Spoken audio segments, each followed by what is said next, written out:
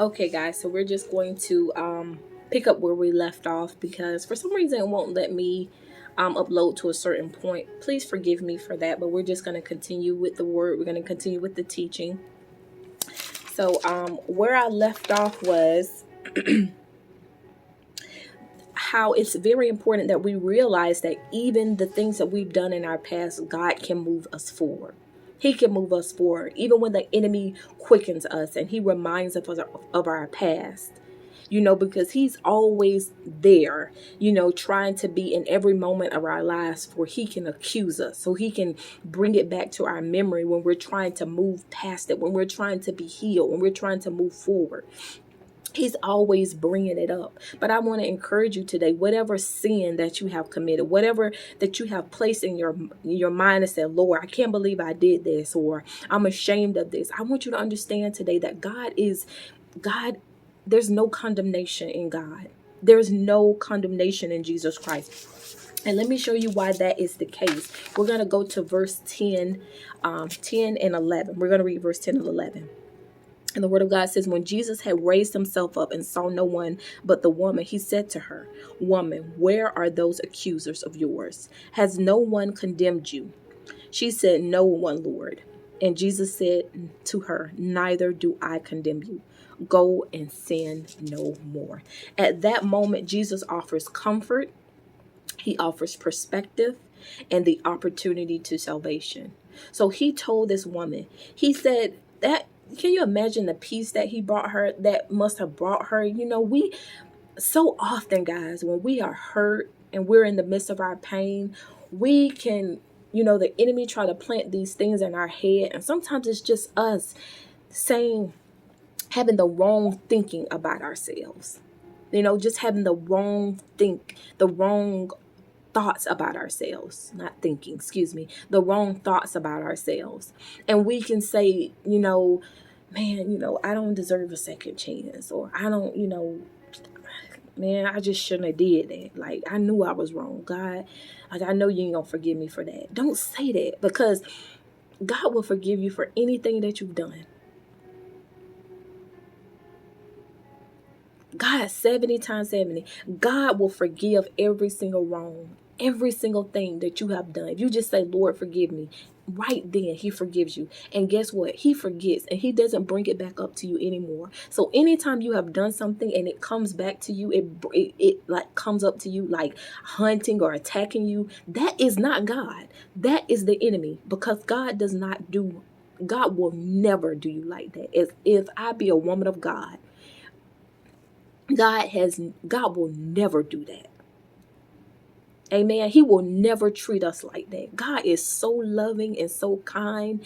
And when we feel these things, it's because of us. It's because we need our minds to be renewed. And a lot of times when we are not healed, I won't say a lot of times, when we are not healed, it brings about a shame. It brings about a stronghold on our lives. And inevitably, it weeds these weeds on the inside of our hearts and in our minds that tell us that we cannot rise above this, we can't move forward. But here we see that God showed this woman such a loving kindness. He showed her such comfort. He showed her such grace. And he told her, he said, look around. He said, has any of your accusers came forward? And she said, no, my Lord. And he said, guess what he said? Neither do I condemn you. He said, neither do I condemn you. So guess what he said? He said, go on with your life and sin no more. So God is saying that to you today. Once I forgive you, he said, go on with your life and sin no more. Live a good life. Be happy. Know that your past is your past. And I don't care how many times the enemy bring it before the Lord. As long as you continue to lay it on the cross, as long as you're continuing to worship God, as long as you're choosing to live for God and walk for God and let him be the head of your life, the enemy can say what he want to say, but God is going to keep fighting for you. He's going to keep saying, no, I don't see I don't know, Satan. I don't see, or your enemies or anybody who tries to bring those things back up. Oh, girl, you remember when you cheated on your husband? Oh, girl, you remember How I used to go out, how you used to go to the club, how I used to do that and used to do this. I remember when I wasn't saved, I used to curse a lot. I mean, not a lot, a lot. And, sometimes I'm, Lord, I'm like, Lord, I can't even believe but God will deliver you and he'll change your life. And you can have sinned and things have come up, but God will say, look, that's over with. It's done. Move on with your life. So I want to encourage you tonight to move on with your life. And know that the enemy, who is the accuser of the brethren, just like these Pharisees, the brethren, just like these Pharisees coming to Jesus, bringing it in his face. Look at her. We caught her in the act. God is for you. And I believe that he was looking at her heart. I believe that God took a look at this woman's heart and he said, you know what? He said, go on with your life and sin no more. Because God looks on our heart, guys. I don't care what we do. If God see that we Lord, I want to be better. Change me, God. Change me. Make me a better person, God. Help me. Help me to not sin. Because I believe with all of my heart that we can live a life free of sin. Jesus did it. He was flesh and bone just like us. He walked this earth just like we did. And he did not sin. I believe that every single choice we make, that is how we weave the will of God through our lives. When you wake up every single day, you make a choice. You make a choice. You make choices toward the will of God, and you make choices away from the will of God. But the choice, inevitably, it belongs to you. God will not twist our arm. He's not going to bend us over. He's not going to scold us. He gives us free will. And I think that's the beautiful, amazing, my God, the amazing thing about salvation, free will.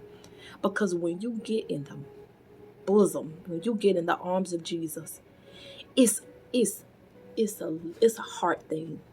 It's a love thing. I can let Jesus go.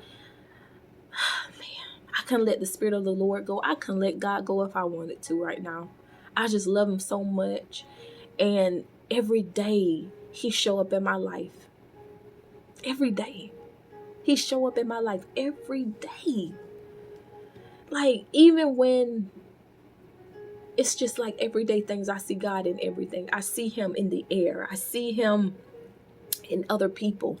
I see him in the trees. I see him in animals. I see him when I'm reading something or I'm watching something. I just see God speaking, his word speaking in my life. But I choose to live my life that way. And each day you have to choose God. You have to choose him. It's an intention. Because God is so very intentional about us. If we want to know what type of example that we should lead, just look at Jesus. Just look at his life. And we can be that same way. We can be that same way. I have faith in you. And so does God. He loves you. He loves you. And lately I've been finding myself saying, God, you are my champion. You are my champion. Like, can't nobody compare to you. Can't nobody stand up to you. Like,